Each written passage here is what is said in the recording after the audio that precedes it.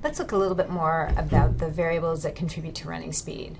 One is stride rate, or steps per minute, strides per second. It's in hertz, which is steps per minute typically. And so you have your stride rate on the y-axis. On the other y-axis, we have stride length in meters. And then along the x-axis, we have running velocity. So we're going to look at the relationship between the stride rate and the stride length as running velocity increases. Okay, so we'll look at this increase in running velocity. So first, let's look at the stride rate, the open circles. As you increase running velocity, stride rate increases up to a point where it levels out.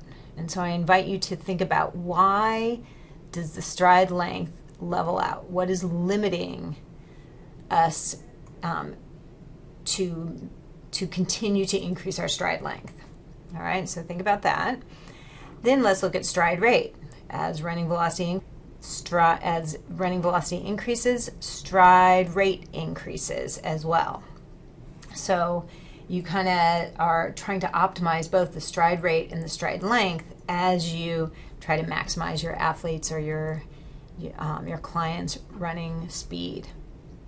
So let's look at these variables in a different way. So we have cadence, or stride rate again, beats per minute, ranging from 85, or steps per minute, sorry, 85 to 110.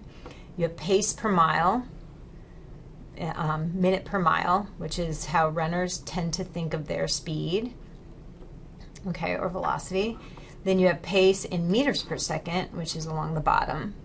And then the numbers within are the stride length that you would need to make the speed at the certain cadence.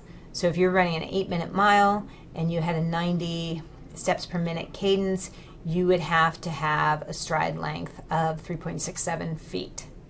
Okay, and then so as we look at the 8-minute per mile, so at a constant velocity, as we increase cadence, our stride length goes down.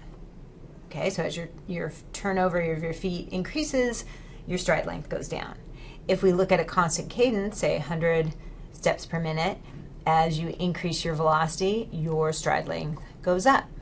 So you're always trying to kind of hit to these higher velocities and optimize your cadence to maximize your speed.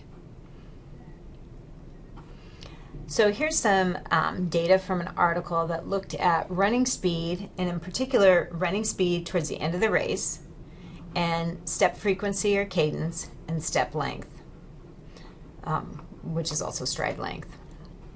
So the running speed of the athletes, and these are elite athletes, was pretty constant until the end, right? And then you had the first place runner increase their running speed more than the second place runner and more than the third place runner, which is why they went first, second, and third. So let's look at this third place runner and see what they did to try to bump up their running speed. So their frequency was constant pretty much, and then actually dropped off at the end.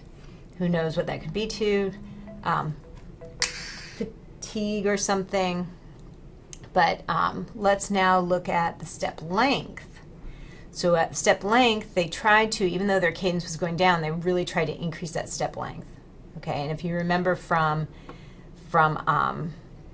this graph, if you try to increase, say at a 5:30 pace mile, if you try to increase your step length or your stride length, you're going to probably decrease your cadence, especially if you're not getting a huge increase in running speed.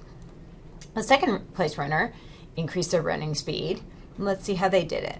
So their step frequency was pretty constant, a little bump up at the end, not much. And they actually achieved their increase in speed through stride length, or step length as it's referred to here. Okay, so that was, they really gutted it out at the end. But so the first place runner, who had a large increase in running speed, or relative to second and third place, had a huge increase in step frequency. So that was their strategy, and not so much in their stride or step length. So their turnover, they tried to increase their turnover as fast as possible. So basically the take-home message here is, you obviously have to increase your running speed. How you do that can differ.